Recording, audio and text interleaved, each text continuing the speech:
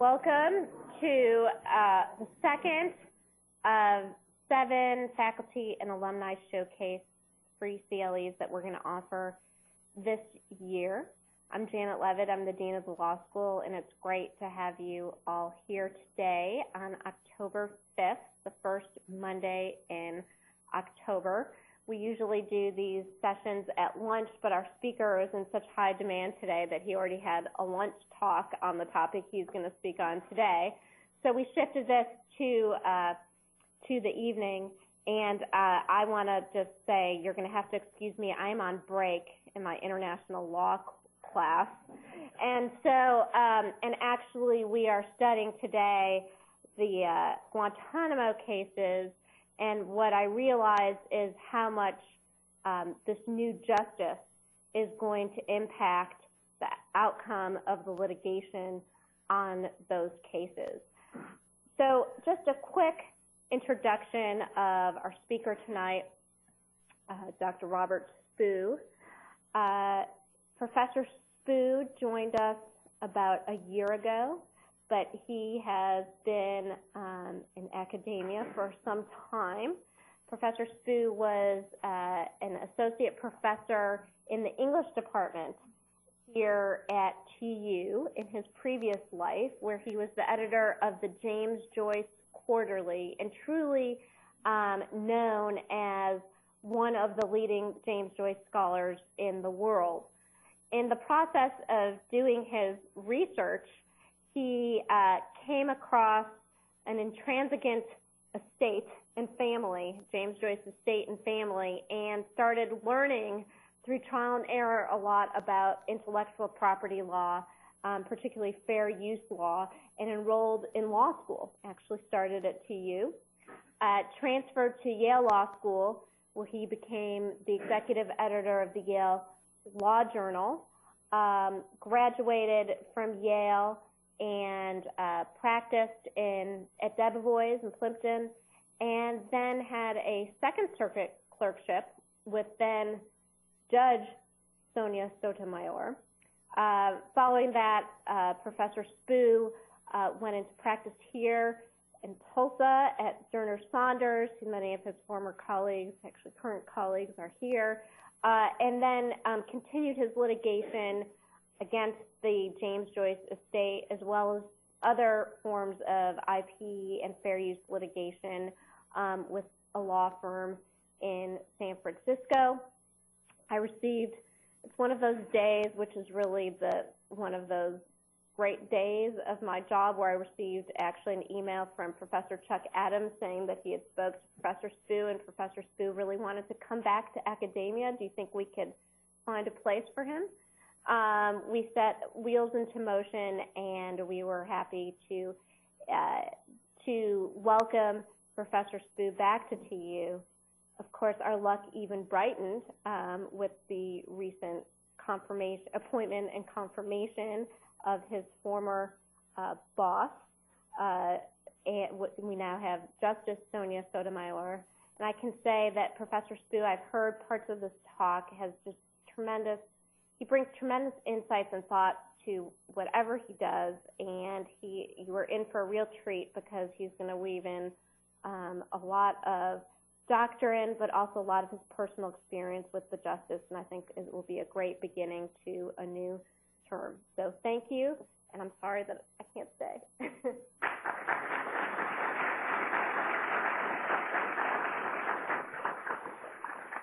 Thank you very much, Janet. And Janet, I wish you would stay for just a moment and hold your students up, because I want to say, to begin with, that I'm very excited to be part of this law school, and for Janet to have made that possible. It's a real delight, and I want to say that Dean Levitt is doing a tremendous number of things. I can see, even just being here a little over a year, to energize, motivate, and enhance this law school. Everything from the quality of the students we've been seeing coming in the last 2, 3, 4 years, to the ambition to bring in more great faculty, and a lot of that is attributable directly to Janet Levitt's efforts, and I'm just delighted to be part of that effort. So thank you, Janet, and go teach.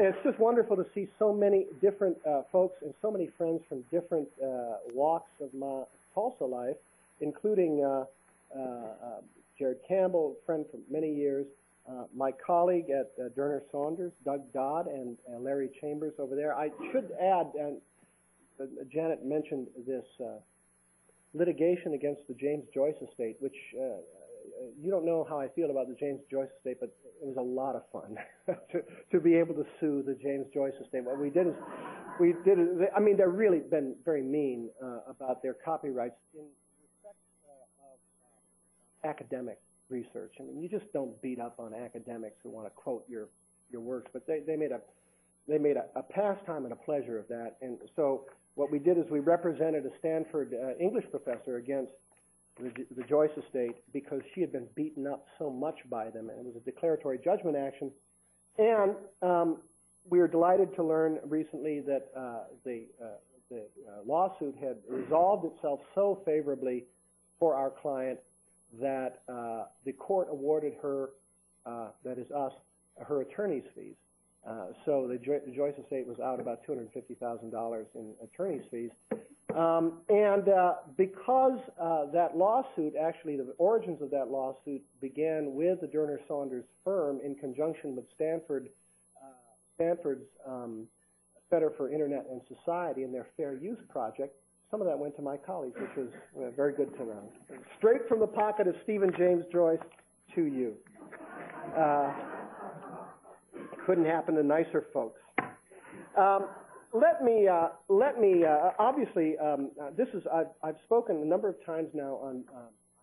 Going to be inclined to say Judge Sotomayor. If I say this, please don't think me foolish. It's just that I called her that on a daily basis for a full year in 2001, 2002. So that tends to be my word for her, Judge. But of course, it is now Justice, Associate Justice, Madam Justice Sonia Sotomayor. There she is. Your face is very familiar. I saw her about 2 weeks ago at a clerkship reunion. She is very attached to her clerks. As you may have learned in the news, she had been married once quite a number of years ago and was divorced fairly early on. She is not remarried, and she doesn't have her own children. And she really honestly speaks of her clerks as her children, as her family. And so we feel that way, and she feels that way about us. And almost every year she has a clerkship reunion. Now, in late May of this year, there was a planned clerkship reunion, and I flew out to New York for a couple of things, including that clerkship reunion. And I got off the plane in Newark, New Jersey, and my cell phone was bubbling over with voicemail messages. And I checked these out, and it was Janet Leavitt and a number of people saying, "Your judge has just been nominated to the Supreme Court." And I couldn't believe it. I could believe it, actually. But it was a great pleasure and surprise. But, of course, that clerkship reunion was canceled because she was immediately overwhelmed with preparation duties. And so that was postponed only. And so once she'd gotten into the saddle and was up and running, she rescheduled it for September 21st. So a couple of Sundays ago, we were all there, about 50 or 60 of us, with our families. My family couldn't come, but at least the New York area folks could, and their significant others. And she was just great, as always the same, full of energy, full of really joy of life and enthusiasm. She was out of her cast. Remember the crutches she was on, the cast? She was out of that, and she was looking great. And the one thing she said that has changed about her life is celebrity has come to Sonia Sotomayor. And that changes, apparently, I've heard that changes people's lives. And it's changed hers to the extent she cannot now go anywhere and not be recognized. She now has a couple of federal marshals who travel with her, and they tend to try to keep crowds off. But she said the one thing about this enthusiasm to meet her is it's actually quite physical. And people want to touch the saint. you know, and she said somebody grabbed at her neck recently and had to be pushed off by the marshal. She also said she'd been in a restaurant not too long before that, and the crowds became so intense, surging around her table, that the marshals went outside and brought in bicycle racks to cordon off her table so she could eat in relative peace. So that's been her big change. But otherwise, you know, it doesn't look as though celebrity has otherwise gone to her brain. She's just as open and as enthusiastic and available as I've ever seen her to be. As I say, I clerked for her for a year, 2001 to 2002, when she was about 2 or 3 years into her circuit court judgeship. And I will talk a little bit about her background and then bring it up to that point and beyond. As you all know, I think, she grew up in the Bronx, a family of, she was of Puerto Rican descent. Her father and mother had come from Puerto Rico. And she, her father had was working as a tool and die maker. Her mother as a telephone operator and a nurse. Her father died when she was 9 years old, and she was raised by her mother, and also in very close contact with her other members of her family. Growing up not far from Yankee Stadium, she became a passionate Yankees fan and also a fan of Perry Mason. And you may remember the moment in the confirmation hearings when I think it was Al Franken, the new senator from Minnesota, asked her some detail about a Perry Mason episode, which she was, frankly, I think, embarrassed not to remember. She considers herself a sort of connoisseur of Perry Mason. But she's always said that Perry Mason had a great deal to do with her wanting to become a lawyer and wanting to become a judge. And, of course, she also went to Cardinal Spellman High School in the Bronx and was an outstanding student there, and was valedictorian of the class at Cardinal Spellman High School. From there, she went to Princeton University, and like Janet, she was an undergraduate at Princeton. She, now here was this person from the Bronx, and you suddenly, and anybody who's visited, I was a graduate student at Princeton. It is, you know, a sort of a fairy tale campus. You walk in. I remember, there are two experiences in my life that I remember, a total overwhelming, gorgeous pastoral feeling.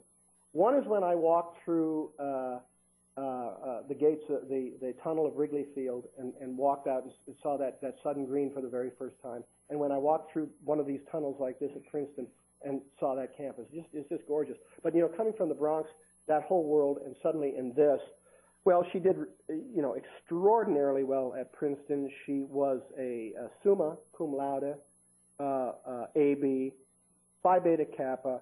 She also won something that is called the Pine Prize. And for anybody who knows anything about Princeton undergraduates, the Pine Prize is the coveted undergraduate greatest achievement prize. She shared that with somebody, so she shared the Pine Prize.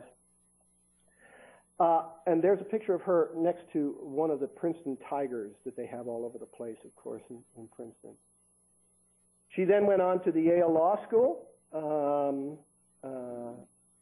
and there is her photograph from what's called the Yale Facebook, and we all look that bad in those Yale Facebook photos.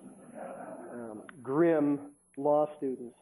But there's the Yale Law School that she attended and graduated from in 1979 with her J.D.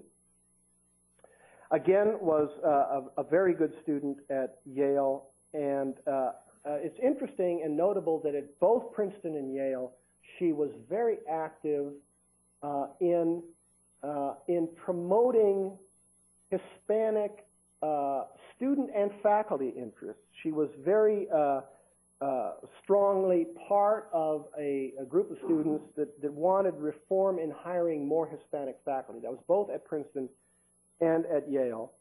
And she was noted for being an advocate of increased Hispanic involvement in higher education. Well, she graduated from Yale Law School, and of course what you could do from there is you could go to any, well, people say Wall Street firms, but actually most of the Wall Street firms are now in Midtown. But she could have gone anywhere there and, you know, had the white shoe, as it were, experience, gobs of money. Instead, what she decided to do was to become an assistant district attorney in New York for New York County under the DA of many years, Robert Morgenthau. She handled heavy caseloads while she was there. She became very adept at charging and convicting and trying and convicting criminal defendants. Her most famous case that she was involved with probably was one that was known as the Tarzan murderer case. I don't know if you remember this case, but it was an individual who was apparently some sort of acrobatic kind of person who used ropes and pulleys and things to swing into people's apartments in New York City and rape and rob and burgle and I think murder people as well. And she was instrumental in obtaining the conviction of the Tarzan murderer. So she had this background in criminal law, which she started out. Well, she did that for a number of years, and then she decided she wanted to have, you know, her course of life really suggests that she wanted to explore all avenues of the law, that she had a great passion for this general experience of the law, so that the next thing she wanted to do after about 4 or 5 years in the DA's office is to go into some civil private practice. She joined a law firm called Pavia and Harcourt in Manhattan as an associate. She made partner in 4 years at this New York law firm. She specialized in intellectual property disputes. And one of the reasons, one of the things that she told me that she was interested in me as a clerk is that I had this interest too, and that she was, among other things, was interested in a clerk who might be able to work with her on some intellectual property cases, and we did do some interesting cases in that line. What she did was, there was a partner who recently had died at the Pavia law firm, and she took over the a trademark portfolio, both a transaction and a litigation portfolio. This included high-profile, big-dollar clients like Fendi that had all kinds of, famous design logos and products. And what she did was, and this is so typical of the judge, she would tell us these stories about how, they would go after these knockoff sellers in New York City. That there would be, warehouses full of fake, counterfeit Fendi products, and they would get the federal marshals. They would get a court order for seizure, and under the trademark counterfeiting statute, and they would go after these guys, physically. The marshals would go, and the judge had a motorcycle, and she would get on the motorcycle and follow these federal marshals into these warehouses and stuff, sort of guns blazing, as it were.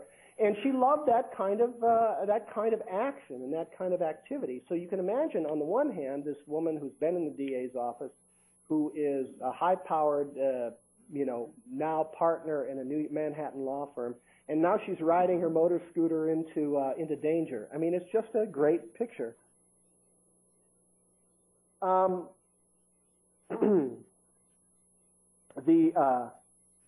Then in 1991, she was nominated to the U.S. District Court for the Southern District of New York by George Herbert Walker Bush, the first President Bush.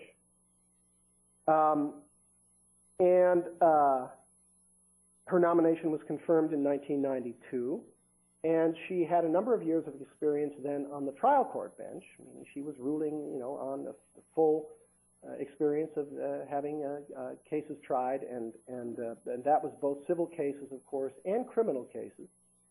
Did a lot of criminal sentencing in that period.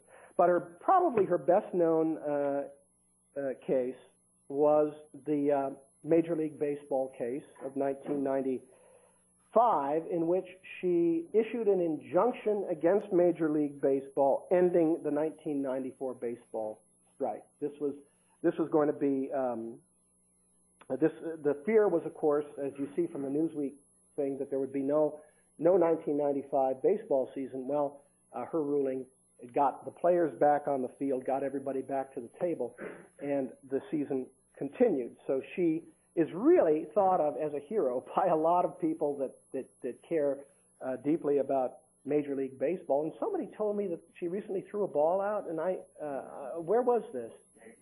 It was at a Yankees game. Well, it had to be at a Yankees game because she's of course the Yankees, now probably one of the most famous Yankees fans in the world.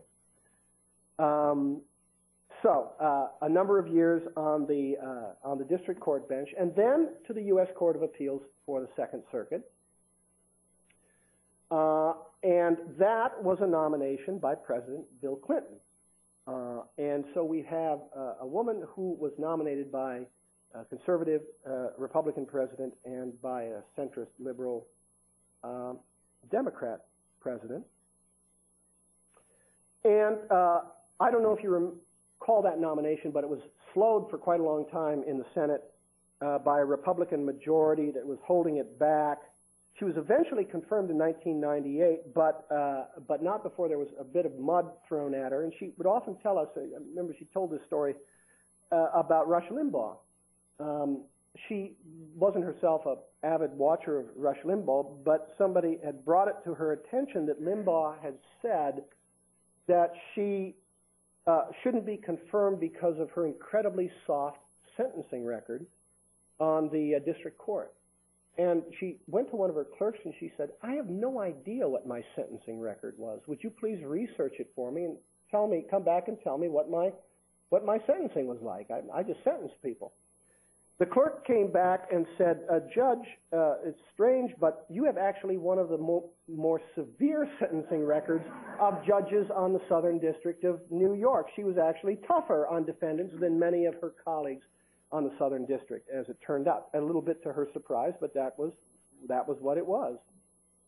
Well, she was confirmed in 1998 and continued for 11 years on the circuit court, gaining a tremendous amount of appellate experience after the trial experience, after the civil practice experience, after the DA experience. This is somebody who brings more legal experience to the court than I think we have seen in Supreme Court nominees for many years. You'd have to look hard to point to somebody with that much experience. She has a lot of it. Now, I met her about 3 or 4 years into her, 3 years, I think, into her circuit court work. While on the Second Circuit, she heard appeals in more than 3,000 cases and wrote nearly 400 opinions. Of those 400, I'd like to select 2 to talk briefly about. They are 2, one of which I had personal experience of, and one which you may recall was somewhat controversial during her confirmation hearing. The first is one called Crimstock v. Kelly. I don't know, I think I may have told Doug about this at one time or another. Crimstock v. Kelly was a DWI vehicle seizure case out of New York City. And some of you may remember that New York City, starting with Mayor Giuliani, implemented a very strict vehicle seizure policy for DWI arrest based on a city ordinance that permitted seizure and impounding of the vehicle, and then permitted, rather at the city's leisure, a civil action for forfeiture of the vehicle, which could run parallel with the criminal prosecution of the individual. So in other words, somebody charged with DWI could be prosecuted for that criminal charge, and then at the same time, his vehicle that had been seized and was currently being held in the pound, the police pound, could have a separate civil action brought against it, that is, City of New York versus one Toyota vehicle, And that vehicle could be, if it was found, if the case was proved by the city, that vehicle could then be forfeited to the city and used, destroyed, whatever the city wanted to do. And this law was such that, for example, if the DWI defendant was acquitted of the criminal charge, or if, as often happens, certainly with first-time offenses, if the judge knocked it down to a misdemeanor or something and it went off that way, the civil action against the vehicle could continue. Now, even if there had been an acquittal or the prosecutor had thrown the case out, the civil proceeding against the vehicle could continue. Why? 2 letters, OJ. Remember, OJ was acquitted of the criminal charge of murder, but then there was a successful civil action of wrongful death brought against him. There are 2 different standards of proof. You have a different standard of proof that you are using to find the vehicle guilty, as it were, of the civil allegation. The problem with this that had been brewing from the trial district court on up was that there was no requirement that the city bring the civil action against the automobile in any kind of timely manner. This could go on for months and indeed for a year and a half, while everything ground through with the criminal process, and finally the city might get around to actually instituting the civil action. Well, this raised some concerns about due process under the 14th Amendment, and incidentally, some concerns about an untested and unwarranted seizure under the 4th Amendment. This troubled the judge greatly. I can tell you this from my personal conversations with her. She had no great affection for people who drove drunk, but for her that was not the issue really in this case. The issue was a property issue, the rights of property owners, because property owners should have an opportunity somewhat early in the case, somewhat early after seizure, to test the validity of these acts of the city, and they had none up until then. Well, this went up to the Second Circuit, and she was very eager. She got it, and she was in the panel that the circuit courts working typically in panels of 3 judges, and she got the case. She was very eager to write that case, and I had the great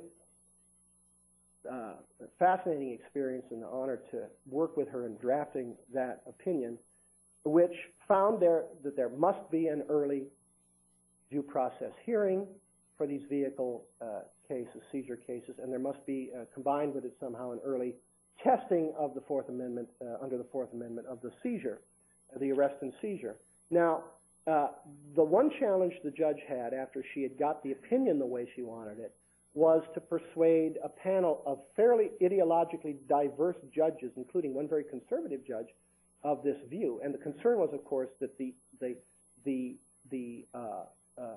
alcohol issue might weigh heavily in some minds. That this maybe is not going to cut people breaks in this way. She persuaded this diverse panel of her views, and they signed on unanimously. And she was, of course, delighted because this was a case that I had inherited from the previous clerk. It was very hard to write and to work out, and I just with the judge, we just got it done before I left. So it was a great thing that this, for me, and I know for the judge that it was finished. And there's now in New York City something called a Crimstock hearing. It is known as the Crimstock hearing. You must have it fairly early after the seizure of the vehicle. Now, here's something even more interesting. Now, I saw this. I haven't seen it docketed, but I saw this some months ago, and that is Crimstock case, certiorari was sought in the Supreme Court for that, and the Supreme Court denied cert on Crimstock. So there was no Supreme Court ruling on Crimstock. But up out of the Seventh Circuit, there is a very similar case now which agrees with Crimstock and uses Crimstock ruling, Crimstock's reasoning, and that apparently will be reviewed by the Supreme Court, I believe, this year. So the judge is going to get another bite at Crimstock, which is going to be quite interesting. The other case I want to talk about briefly And I do want to leave time for your questions and comments that you may have. And that is, I want to talk about the Second Amendment case. Out of the Second Circuit Second Amendment case called Maloney v. Cuomo. You may remember this from the hearings. Republican senators were, who, of course, as you know, had been lobbied somewhat unprecedentedly by the NRA to reject her nomination. She got some very tough questioning about an opinion of hers that she was involved with two others called called Maloney v. Cuomo, January, I believe, of 2009. This was a case in which a man named Maloney had been arrested for possession of nunchucks, you know, and in the past I've been trying to tell people what these are with these motions, but there they are, you know, the nunchucks, the thing, you swing them around, they're I believe they're Oriental or Asian origin weapons, and you swing them, they can hurt somebody very badly, and they are outlawed in New York City. And so this was a criminal case, and it came up. There was a Second Amendment challenge to the ordinance that prohibited nunchucks. Maloney argued that the New York law violated the Second Amendment right to keep and bear arms. Now, just before Maloney was decided, there was a very important U.S. Supreme Court case, as many of you know, that's called District of Columbia versus Heller, the Heller case. The Heller case is very significant for Second Amendment folks and advocates, because Heller decided clearly for the very first time that the Second Amendment protects an individual right to keep and bear arms. That is, an individual's right, not just a collective right like a state militia or something like that. This is an individual right. Now, there is something in constitutional law doctrine. I see some of my con law students here in the audience, and they will know this, I'm sure, and that is that the Bill of Rights, which is, when we think of that, really the first 10, but specifically the first 8, which are a bunch of individual rights that protect individual rights against governments. This Bill of Rights was originally enacted to be adopted to be a check on the federal government, right? Well, incrementally, right by right, over the many decades, these individual rights against the federal government have been gradually incorporated, as they say, or applied against the states and local governments. But that had to be done on a case-by-case judicial process. The Supreme Court has incorporated almost all of the rights of the Bill of Rights against the states, but several have not been incorporated. That would be the Third Amendment, quartering of troops. It doesn't come up very often. The Seventh Amendment civil jury trial right, the grand jury requirement, and the Second Amendment right to keep and bear arms. This is what Maloney was about. Maloney was not a case in which the court and Judge Sotomayor and her panel questioned Heller and the individual right. It simply held that our interpretation of the Supreme Court precedent and the binding Second Circuit precedent would not permit us to get out in front of the Supreme Court and incorporate the right against New York. Remember, Heller was against the District of Columbia, not a state, a federal enclave. So what Maloney actually is, in my view, is an example of judicial restraint, not an example of scorn for individual gun rights or an example of judicial activism. It's a court actually saying we're bound by these precedents. We don't intend to get out ahead of the Supreme Court on this. Now, once again, there is a case that has just been docketed by the Supreme Court. It's called McDonald versus Chicago. And what McDonald is going to do is going to challenge is going to say that the Second Amendment right to keep and bear arms is incorporated against Illinois and local governments there, and that then will be, now the judge or now justice will have the opportunity to revisit that ruling now in light of the full argument made. And of course, the Supreme Court can overrule its own precedent, and may well do that here. There are older Supreme Court precedents that seem to hold pretty clearly that it doesn't apply against the states, but Scalia hinted in Heller that this might change, and this may be the case to do it. We'll see how the judge, I keep saying the judge, but the Justice Sotomayor will rule on that. Now, just to kind of wind up, there she is on crutches. A familiar sight for me, actually. She had broken her foot while I was clerking for her, and nothing holds her back. This was around the time of the holidays. She also had a holiday party in her chambers, and clerks would come for these. Clerks and their families were invited.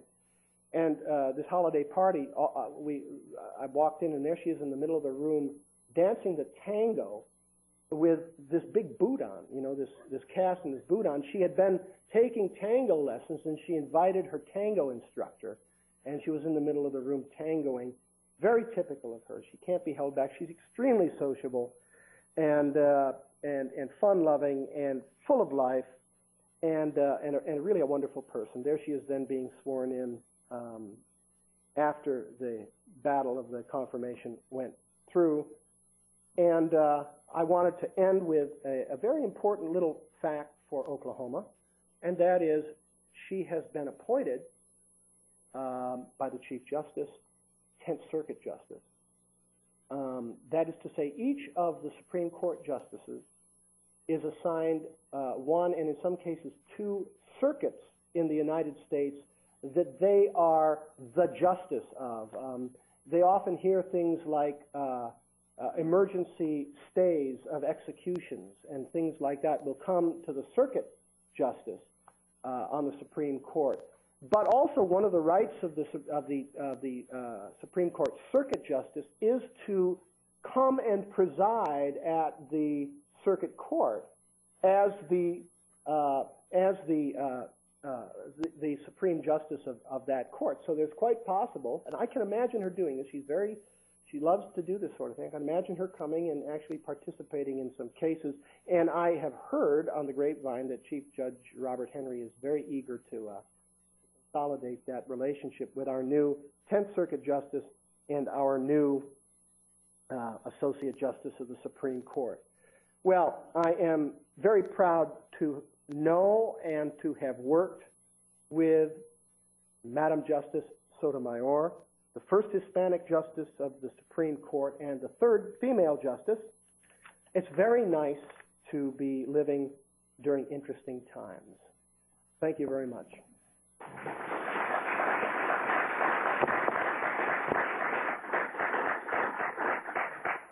Now, I'm told that if I wander far from this, as I tend to do during questions, that it won't pick up. So I'm going to try to anchor myself here, but ask you if you have questions, comments that I could respond to. And I'm as eager to see the Packer-Vikings game tonight as you are. Maybe more so. I grew up in Wisconsin. Yeah, Dennis?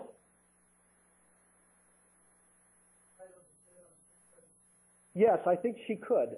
She could sit on cases. I'm not sure of the exact details of how she could do that. Not that I'm aware of. I'm not really aware that, of course this all originates in the very early period of Supreme Court justices riding circuit, as they said. So, if you dig back into, 1910, even as late as 1910, 1912, you'll every once in a while come across a circuit court case that is decided by, Justice McReynolds or something like that, and it's because that justice has ridden circuit, as it were, and presided over that case. It can still be done, and though I can't give you the nuts and bolts on it, I believe that she could come, and it'd be interesting to see if she does. Yes, Sam? But Justice Breyer, his predecessor, passed the 10th Circuit, and Did he? Okay. One might wonder why she's not Second Circuit Justice. Of course, she's grounded in New York and the Bronx for so many years, but that is Ruth Bader Ginsburg's bailiwick, and she has no intention of giving it up. Yeah. Hey, Jane, how are you?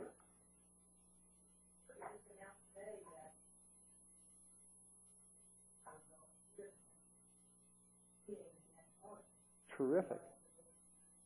Where will that be? Okay, great. All right, that's good to know.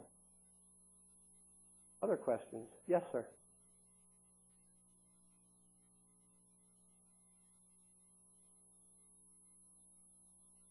From Souter, that is her predecessor. Well, you know that Souter, when he came on the court, was billed as a conservative, or at least a centrist conservative, and he moved left, sometimes dramatically left.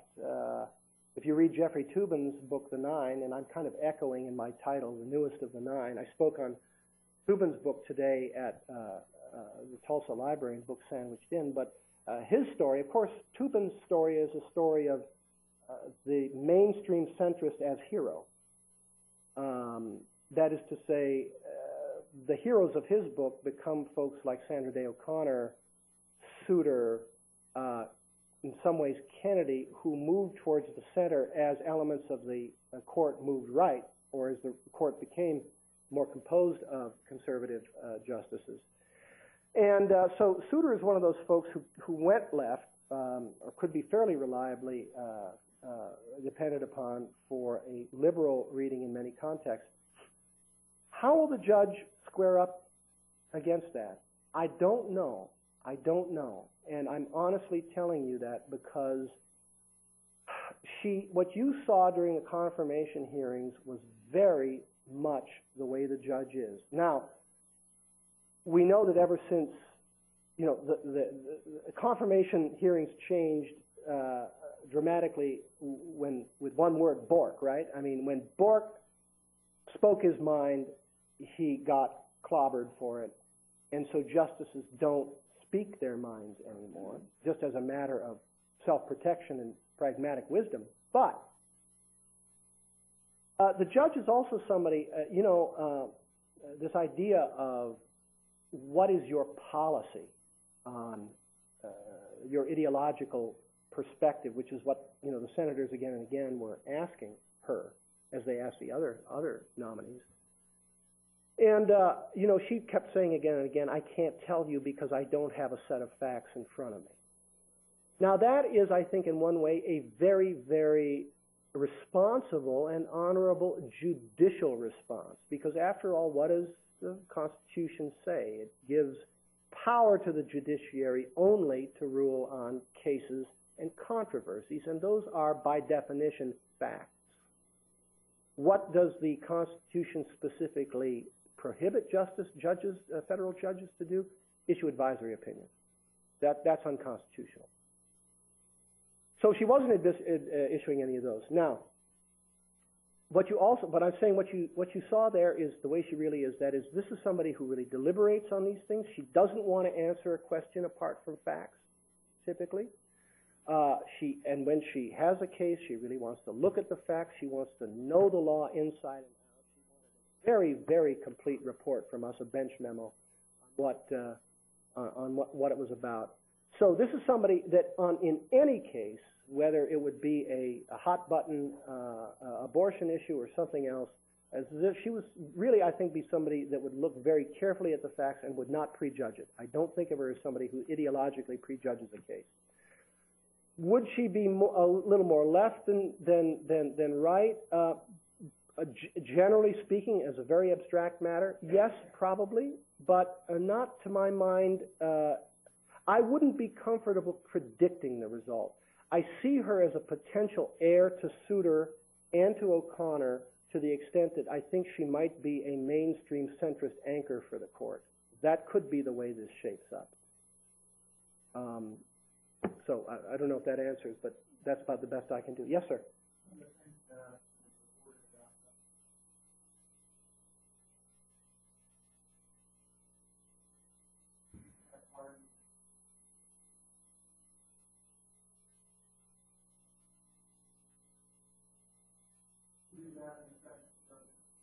She did it on the Second Circuit, and I see her as somebody who can, and I think will do it on the Supreme Court.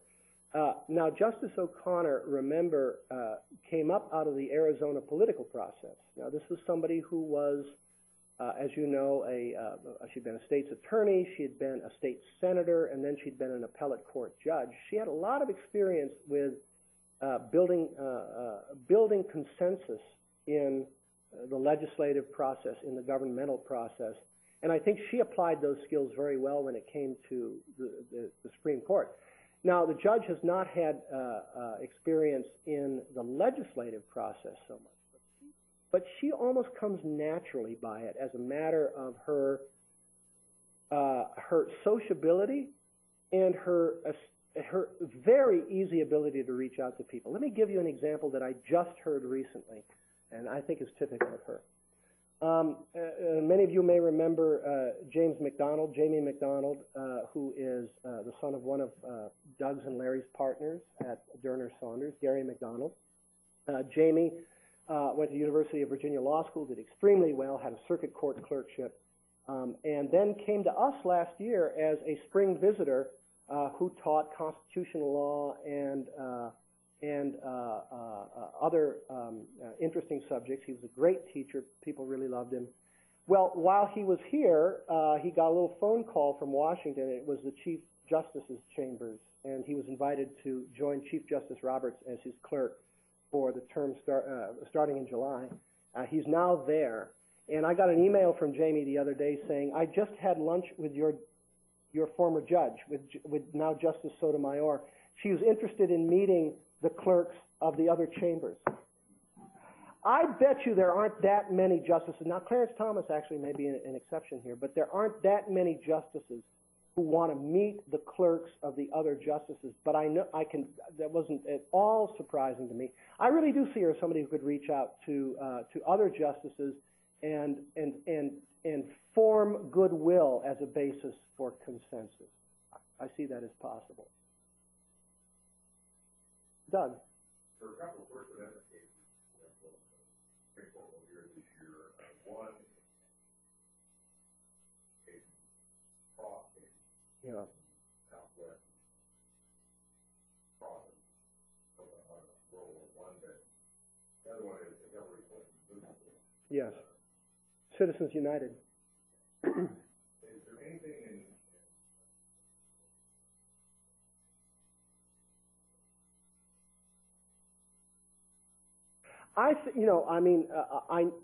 I can't quote chapter and verse on her First Amendment jurisprudence. I know that she has been a strong First Amendment advocate when it has come up. I think, for example, of there was the Vince Foster case. This was actually when she was on the district court as a trial judge, and this was, as you may recall, the Washington Post wanted to publish the text of Vince Foster's suicide note, and this was litigated. Privilege and privacy and all kinds of theories, and she ruled in favor of that, and she ruled in a very strong pro-First Amendment opinion that this ought to be published, kind of a Daniel Ellsberg, revisited type of case. And I know there have been other instances like that. I don't know of any that quite are teed up the way these are. As far as her questioning goes, of course, the Supreme Court had a special session a couple of weeks ago to rehear oral argument in the Citizens United case. And among other things, she questioned, and I was talking to one of the colleagues at Derner Saunders, and he said, a big part of this case is to what extent does the First Amendment apply fully to corporations? Because this is a corporation that has created this movie critical of Hillary Clinton that under the electioneering laws and McCain-Feingold, they would not allow to air shortly before the Democratic primaries. And she was questioning very closely, and following on from Ruth Bader Ginsburg, she was questioning whether corporations should enjoy the robust kind of individual rights that are granted under the First Amendment. And one of my colleagues, I remember saying, Didn't she ever hear of that Santa Clara case?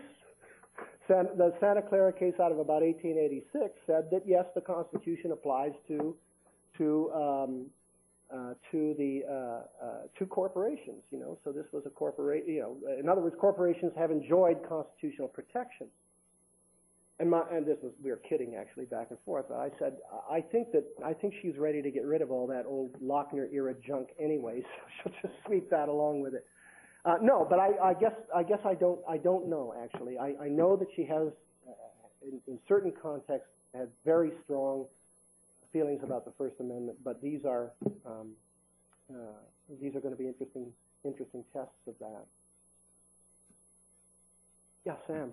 Well, to be honest, she thinks she's accessible. Scalia is sort of overly accessible to media. Yeah.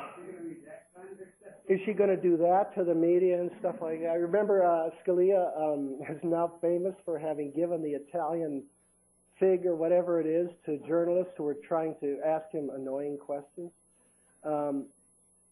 I don't know. You know, that's a funny thing because you might say it follows from her general sociability and willingness to talk to people that she would just chat with the media like crazy. I don't see that happening.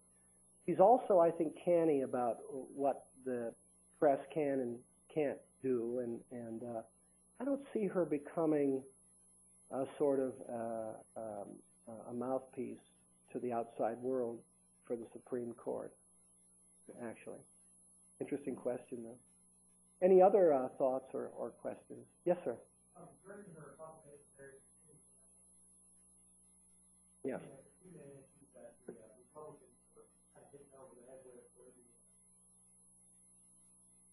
Mm-hmm. Yes, right.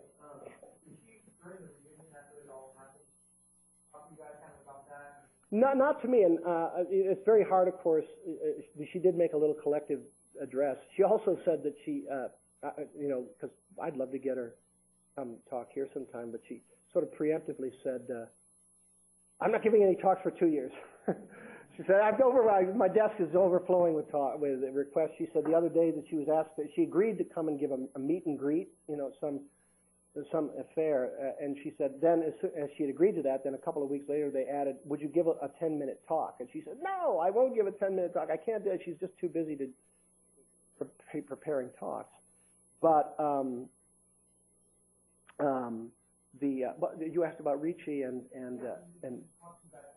yeah, did she talk to us? No, you know, it was a great hubbub, and you didn't get a lot of time with her, so I don't know that she may have talked to somebody about it.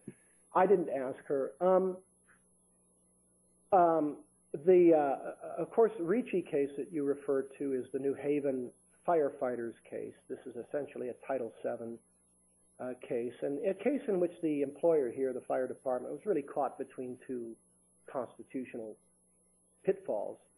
Was it going, you know, they had this test that African Americans had pretty uniformly scored quite low on. White and Hispanic, predominantly white and Hispanic, one Hispanic had passed, had done well on. And they knew that they were going to be sued by the African Americans under Title VII, and they knew that there could be problems if they scrapped the test, as they did. It was their judgment that the test was not adequate, and they scrapped the test. And then there was the constitutional challenge brought by the firefighters then whose positive results had been scrapped. You know, it was controversial in part because not only did the Second Circuit affirm the district court's finding that there was not a constitutional violation there in their scrapping the test, but had done so in pretty much a perfunctory opinion that simply incorporated the entire district court opinion, and that was thought by Judge Cabranes on the Second Circuit to be inappropriate, and so he wanted an en banc rehearing, and of course that didn't pass, narrowly rejected. Well, it was controversial, but I'm not sure that the case really tells us that much about how she might rule on these things. Actually, if you look back into the number of discrimination challenges that she has ruled on, probably the majority were rejected as challenges. Now, that may be the case anyway because they don't succeed that often. But there's not evidence, I think, in her jurisprudence of an overwhelming, acceptance of discrimination challenges. Again, it's a case-by-case thing with her. The wise Latina remark, I kind of wish I had asked her. I'd like to be able to have something I could put in my scrapbook about what she felt about that. But I think she would simply say what she said at the hearing, and that was that, you have to look at the context of it. The context of it was that she was, first of all, part of a larger speech in which other things were said that in part balanced what she said there. And also that very typically when she gave that speech, she was speaking to Hispanic or minority law students or law clerks or something like that. What she was doing was trying to suggest that there should be pride and they should feel that they can do it. So did she say she misspoke? Yeah, I think she said that. I think she said I may have gone over the top, but again, when you think of Ricci, Maloney, and Wise Latina as the ammunition, that's a pretty good candidate. Any other questions that I can answer? Well, it's been absolutely delightful to talk to you, and let's go cheer for the Packers.